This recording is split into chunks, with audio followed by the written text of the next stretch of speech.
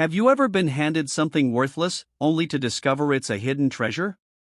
The in-laws laughed as they gave the black woman the abandoned house as her inheritance, not knowing that the house was made of gold.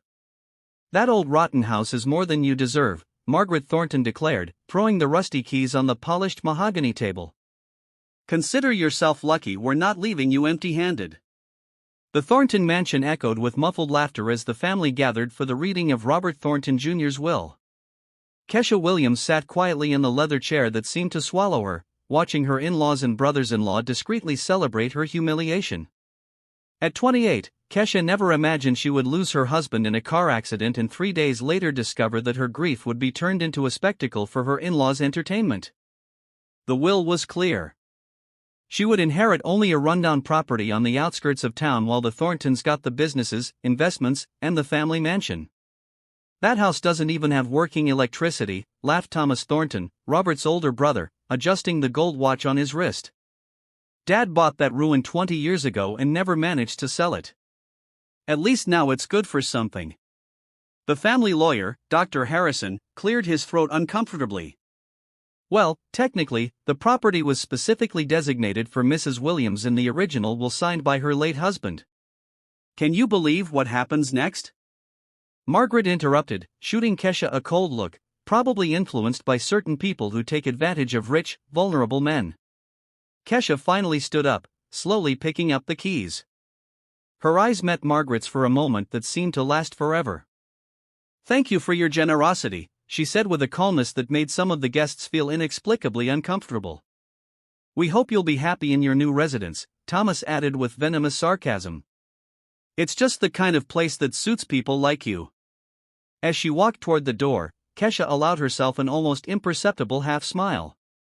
What the Thorntons didn't know was that Robert had told her about the true value of that property 3 days before he died. Nor did they know that she had spent the last few weeks discreetly researching the history of the house they thought was just a worthless ruin. There, in front of all those looks of superiority and contempt, Kesha maintained the composure of someone who was keeping a secret too powerful to be revealed before the right time. If you're enjoying this story of twists and justice, don't forget to subscribe to Black Voices to find out how a supposed humiliation would turn into the greatest lesson a prejudiced family would ever receive. 3 days after the will was read, Kesha received a text message from Margaret Thornton. "You have 1 week to remove your things from the property. After that, we will consider it abandoned and take appropriate legal action. P.S. I hope you enjoy your new mansion." The house was 45 minutes out of town at the end of a dirt road that wound through ancient trees. When Kesha finally arrived in her borrowed car, she understood why the Thornton had laughed so much. The 2-story structure looked like it had been abandoned for decades. Cracked windows, peeling paint, weeds growing up to the porch. But something made Kesha smile for the first time in weeks. She recognized the house immediately. "Mom, this house looks haunted," her 16-year-old daughter, Jasmine, muttered as she reluctantly got out of the car. "Are you sure Dad Robert wanted you to have this?" Kesha walked slowly to the front door, her hand shaking slightly, not from fear, but from anticipation. "Your stepfather brought me here once, 3 years ago. He said it was the most special place he knew, but that the family would never understand its true value. At the time, Robert had been mysterious about the property. He had talked about buried secrets and hidden treasures in plain sight." Kesha had thought he was being romantic, speaking metaphorically about childhood memories. Now looking at the house that everyone else considered worthless, she was beginning to understand that perhaps Robert had been more literal than she had imagined. As they explored the dusty rooms, Kesha's phone rang. It was Thomas Thornton, his voice slurred from what was clearly not his first drink of the day. "I hope you're enjoying your inheritance, Kesha." He laughed cruelly. "Dad always said that house was a curse. He spent a fortune trying to tear it down in the 90s, but the structure is too solid. At least now it's your problem." "Too solid?" Kesha repeated, feigning confusion. "What does that mean?" "It means you're going to spend more money trying to fix the ruin than she'll ever be worth. Or give up and live in a slum, which is where you should have been all along." After Thomas hung up, Kesha stood in what had once been the living room, processing his words. "Too solid to tear down." Robert had mentioned something similar years ago about how the house had withstood storms, fires, and even attempts to tear it down. "It's like she's indestructible," he had said, looking at the walls with an admiration that had seemed exaggerated at the time. Jasmine was upstairs testing the floor's resistance with cautious steps. "Mom, come see this. These walls are weird. When I knock on them, the sound is different. It's like they're denser." Kesha ran upstairs, her heart racing. In the master bedroom, Jasmine was running her hands along the wall, frowning. "It doesn't make sense. The wall feels thin on the outside, but when you knock on it, the sound suggests there's something much thicker inside." That night, back at the small apartment they rented, Kesha stayed up researching the property's history online. What she discovered made her wonder if Robert had been much more strategic in his choices than anyone could have imagined. The house had been built in 1852 by a miner named Cornelius Golden, a name that now seemed less coincidence and more prophecy. Golden had discovered a rich vein in the nearby mountains, but historical records showed that he had died before revealing the exact location of his mine. What intrigued Kesha most was a footnote in an obscure academic article. Golden was known to incorporate his own gold into the construction of his residence, creating a structure that has survived all demolition efforts over the centuries. At 2 a.m, Kesha finally understood why Robert had insisted so much that she get to know every corner of that house during her only visit. He wasn't being sentimental. He was preparing her for this moment. Each new humiliation from the Thorntons only strengthened something inside her that they couldn't see. A quiet determination fueled by the very arrogance they tried to impose on her. What those prejudiced people didn't know was that every act of contempt was writing their own sentence of defeat. Word by word, insult by insult. The next morning, Kesha returned to the house with borrowed tools and a determination that surprised even Jasmine. "Mom, are you sure about this? Shouldn't we hire someone?" "Not yet," Kesha replied, carefully examining a section of the wall where the paint had peeled away naturally. As she delicately scraped away at a small area with a putty knife, her phone rang. It was Margaret Thornton, her voice laden with feigned concern. "Kesha, dear, I've heard from some neighbors that you're trying to renovate that horrible house. You do realize you're going to spend far more money than it's worth, don't you?" "I'm just doing some basic cleaning," Kesha lied deliberately, watching tiny golden fragments sparkle in the morning light streaming through the broken window. "Well, I have a generous offer for you. My brother Thomas is willing to buy the property for $5,000. That's way more than she's worth, but we consider it family charity." The word charity was delivered with such venom that Kesha almost laughed. $5,000, Kesha repeated, pretending to consider it seriously as she watched what were clearly veins of gold running through the interior wall structure. "That's an interesting offer." "Exactly. You could use that money to rent a decent apartment in the city in a neighborhood more suitable for people like you. Think of Jasmine.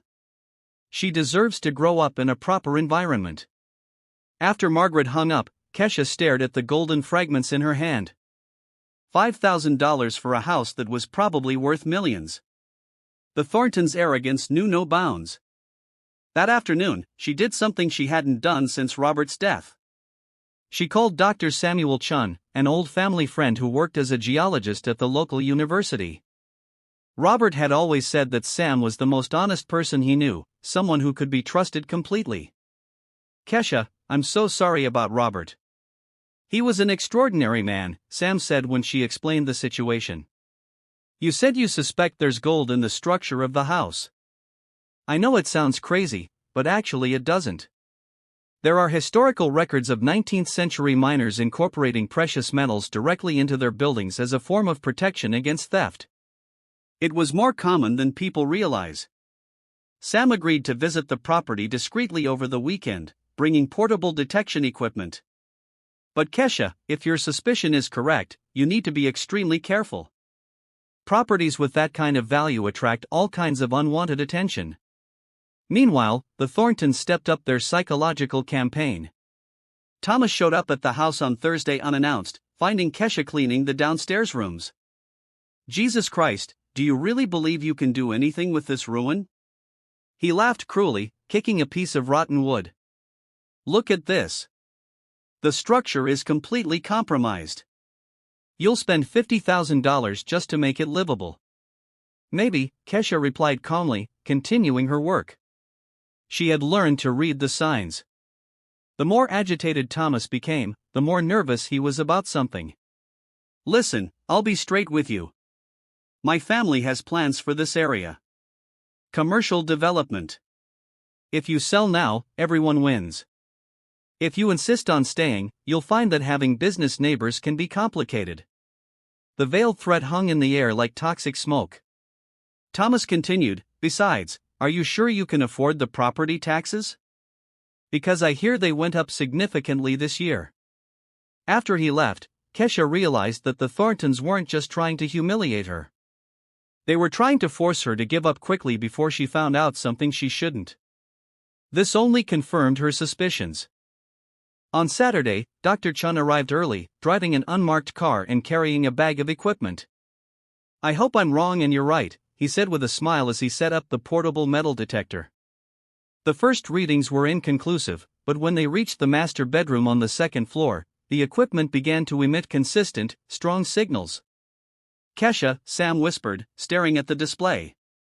These numbers are extraordinary. They systematically tested every wall in the house. The results were unequivocal. The entire structure contained significant amounts of gold, not just as ornamentation, but as an integral part of the construction. Cornelius Golden had literally built a house of gold disguised under decades of paint and surface deterioration. How much do you think it could be worth? Kesha asked, her voice barely controlling her excitement. Sam did some quick calculations on his notebook. Conservatively, between 8 and 12 million, possibly more, depending on the purity and complete distribution. That night, while Jasmine slept in the small apartment, Kesha lay awake planning her next steps.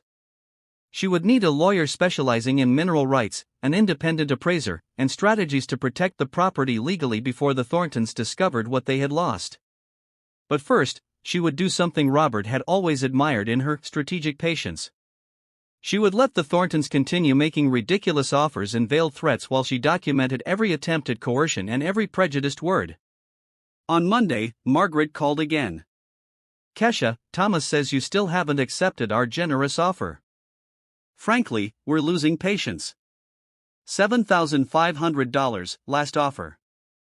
I'll think about it, Kesha replied, looking out the window at the house the Thorntons considered a useless burden.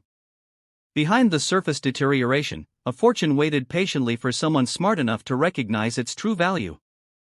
That was when she smiled for the first time since the funeral. Not just out of relief, but out of anticipation. Because something extraordinary was about to happen. Something that would completely rewrite the rules of the game the Thorntons thought they were winning. Turning every gesture of arrogance into evidence of their own blindness. Word for word, threat for threat. The following Wednesday, Kesha did something that surprised even Dr. Chun. She scheduled an official meeting with the entire Thornton family at the office of the lawyer who had drawn up the original will. I agree to sell the property, she announced calmly over the phone to Margaret, who immediately called an emergency family meeting. You finally come to your senses. I knew you'd realize that house is a deadweight. We'll be there at 2. What the Thorntons didn't know was that Kesha had spent the last 2 weeks meticulously documenting every attempt at coercion, every veiled threat, every prejudiced comment. Dr. Chun had brought in a certified independent appraiser, and she had hired Dr. Kesha Williams, a lawyer specializing in mineral rights and racial discrimination. At 2 o'clock sharp, the Thorntons arrived at the office like hungry predators surrounding wounded prey. Thomas carried a bottle of champagne discreetly hidden in his briefcase. Margaret had even brought flowers to celebrate your sensible decision, as she explained with false generosity. So, let's get down to business, Thomas said, rubbing his hands together eagerly. $10,000, final. It's more generosity than you deserve, considering the taxes you'll save. Dr. Harrison, the original lawyer, seemed uncomfortable with the predatory atmosphere. Well, technically, Ms. Williams is entitled to an independent appraisal before any, not necessary, Margaret interrupted. We all know that property isn't worth the taxes she'd have to pay on it. We're doing charity here. It was then that Kesha smiled for the first time in the meeting. "You're right about one thing. The property has been appraised." She slid a folder across the mahogany table by 3 different independent appraisers. Thomas laughed as he casually opened the folder. "Let me guess, someone said it's worth 20,000. Still, our offer." His voice simply died as his eyes focused on the first document. The number highlighted in bold on the official geological appraisal report made his face drain of all color. $11,400,000. That has to be wrong," he stammered, passing the document to Margaret with visibly shaking hands. "It can't be right." "Actually, it's conservative," said Dr. Chun, entering the office at that exact moment. "After further testing, we estimate between 12 and 15 million, depending on the complete extraction." Margaret stared at the document as if she were looking at a poisonous snake. "Gold? How? How did you know about this?" "Because my husband told me 3 months before he died," Kesha replied calmly. "He discovered it by accident during genealogical research on Cornelius Golden. Robert wanted to protect me, so he left the property specifically to me, knowing you would consider it worthless." Thomas stood up abruptly, knocking over his chair. "That's impossible. Dad would have told us. He would never hide something like this from the family." "How did you hide the family business's debts?" Kesha asked softly, sliding another folder across the table. "Or the attempts to sell family property without the consent of the other heirs. Robert hired a private investigator 6 months before he died. He knew exactly who you were." The revelations piled up like a devastating avalanche. Documents proving that Thomas had embezzled company funds. Recordings of conversations where Margaret planned to force Kesha to give up any inheritance. Emails detailing how they intended to use racial discrimination to intimidate her into giving up. "You recorded our conversations?" Margaret whispered, her voice finally losing all its arrogance. "I recorded everything," Kesha confirmed, playing a crystal-clear phone conversation on her laptop. Thomas's voice echoed through the office. "Let her try to fight it in court. A poor black woman against our family. She'll give up in 2 weeks when she realizes she can't afford lawyers." The silence that followed was broken only by the sound of Margaret sobbing. The realization of what they had lost and how their own words had betrayed them was too devastating to process. Dr. Patricia Williams finally spoke. "In addition to the property, my client is suing the family for racial discrimination, coercion, and attempted will fraud. The recordings and documents provide substantial evidence for significant moral damages." Thomas tried one last desperate gambit. "Listen, we can work something out. You get the house and we split the mining profits. 50/50ths." Kesha looked at him with the same expression she would have had watching a child throw a tantrum. "Thomas, you just found out you tried to steal $15 million from a pregnant widow, and now you want to negotiate." She stood up calmly, gathering her documents. "The property is rightfully mine. The lawsuits against you will proceed as normal, and you have 72 hours to vacate any property still in Robert's name because the private investigator also discovered that you're delinquent on inheritance taxes." Margaret lifted her mascara-streaked face. "Kesha, please, we're family." "Family?" Kesha repeated softly. "I remember you telling me that a rundown house was more than I deserved, that my daughter should grow up in a neighborhood appropriate for people like us. Now you realize you've wasted the opportunity of your lives out of pure prejudice." She walked toward the door, then turned back one last time. "The irony is delicious, don't you think? You tried to give me trash as my inheritance, but what you thought was trash is worth more than everything you own combined." As the revelations piled up and the masks fell one by one, a question hung in the tension-filled air.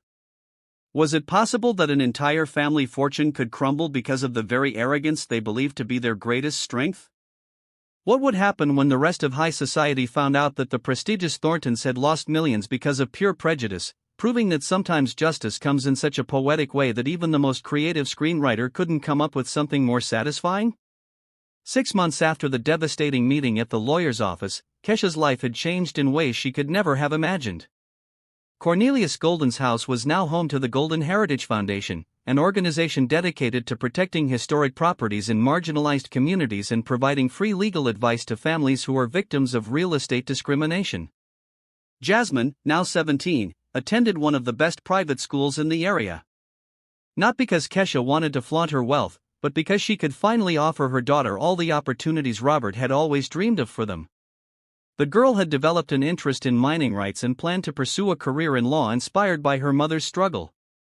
"Mom, there's another letter," Jasmine announced one morning, handing her an elegant envelope bearing the crest of one of the city's oldest families. "That's the fifth family asking us to reconsider old differences this month." Kesha laughed as she prepared coffee in the modern kitchen that had been built on the first floor of the historic house. The Golden structure remained untouched out of respect for Cornelius Golden's legacy, but she had created functional spaces that honored both the past and the present. Meanwhile, the Thorntons faced a very different reality. Thomas had lost not only the court case, which resulted in a $2 million judgment for racial discrimination and attempted fraud, but also his license to operate any business in the real estate industry. Recordings of his prejudiced conversations had gone viral on social media, completely destroying his professional reputation. Margaret, meanwhile, had discovered that her high society friends had selective memories when it came to public scandals. The country club had temporarily suspended her membership, and the social events she used to attend mysteriously stopped including her on their guest lists. "Did you hear that they're living in a rented apartment?" Dr. Chun commented during one of his visits to the foundation. Thomas tried to get a job as a broker in 3 different cities, but his history always follows him. Kesha nodded without malice, focused on reviewing the documents of a new family in need of legal assistance. Sometimes the consequences of our choices take time to arrive, but they always do. The most impressive transformation had taken place in the local community. Kesha's story had inspired dozens of other families to question suspicious property documents and abusive real estate contracts.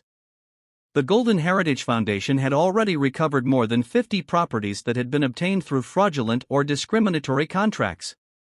Dr. Patricia Williams, who had become not only a lawyer for the foundation, but a close friend, often joked about the poetic irony of the situation. The Thorntons spent decades accumulating property through questionable practices, and now you're dismantling their empire one deed at a time.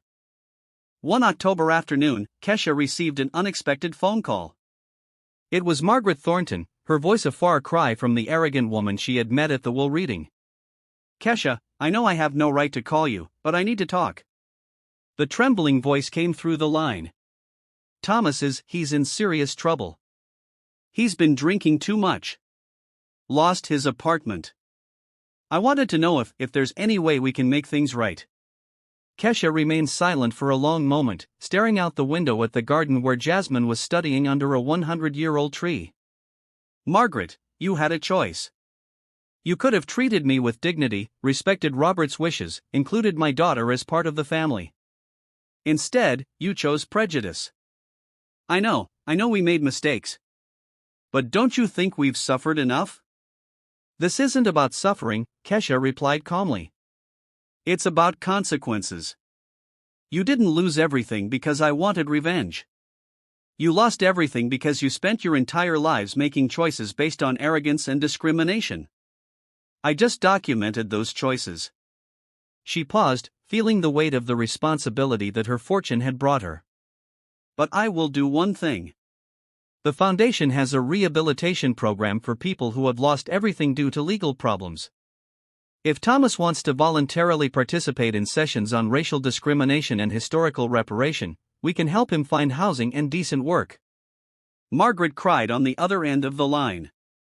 You would do that after everything." "I would do it because it's the right thing to do. Not because you deserve it, but because every human being deserves a second chance to become a better person." 6 months after that conversation, Thomas Thornton was attending weekly reflection groups on racial privilege at the Golden Heritage Foundation. He was a visibly broken man, but for the first time in his life, he seemed to be genuinely trying to understand the impact of his actions on other people. Margaret never showed up for the programs, but she sent a formal letter of apology that was published in the local newspaper. It was a small but significant start. During the Foundation's one-year anniversary ceremony held at the Golden House itself, Kesha was invited to speak to an audience of more than 200 people, including politicians, activists, and families who had been helped by the organization. 2 years ago, I sat in a room where people told me that an abandoned house was all I deserved, she began, her voice echoing through the main hall. They laughed when they gave me the keys, thinking they were humiliating me. The audience was completely silent. Today, that house is a symbol that no injustice remains hidden forever, that no prejudice is stronger than the truth, and that sometimes what our oppressors consider trash is exactly what we need to build something greater than they could ever imagine. The applause was deafening, but Kesha smiled as she thought of Robert. He had found a way to protect her even after death, leaving her not only a fortune, but a lesson on how to turn injustice into justice, humiliation into dignity, and hatred into opportunity for others. Jasmine, now about to graduate and planning to study law at Harvard, often asked her mother if she felt anger toward the Thorntons. "Anger is a feeling that consumes you from the inside," Kesha always replied. "I chose to use that energy to build something they could never destroy. The best revenge isn't destroying your enemies. It's becoming so successful that they become irrelevant." The Golden Heritage Foundation continued to grow, not only as a social justice organization, but as living proof that sometimes the universe has a perfect poetic sense of humor. The Thorntons tried to give trash as an inheritance, but ended up handing over the keys to a revolution that would completely rewrite the rules of the game they thought they were winning. And every time Kesha walked through the halls of the house that was once considered a worthless ruin, she smiled, remembering that sometimes justice doesn't come like a hammer, but like a golden revelation hidden beneath layers of prejudice. Waiting patiently for the right person to discover that even what seems worthless can contain unimaginable treasures. If this story of reversal and justice touched your heart, don't forget to subscribe to Black Voices and share it with someone who needs to believe that no injustice lasts forever. Leave a comment. What would you do if you found out that your greatest humiliation was actually the greatest gift of your life?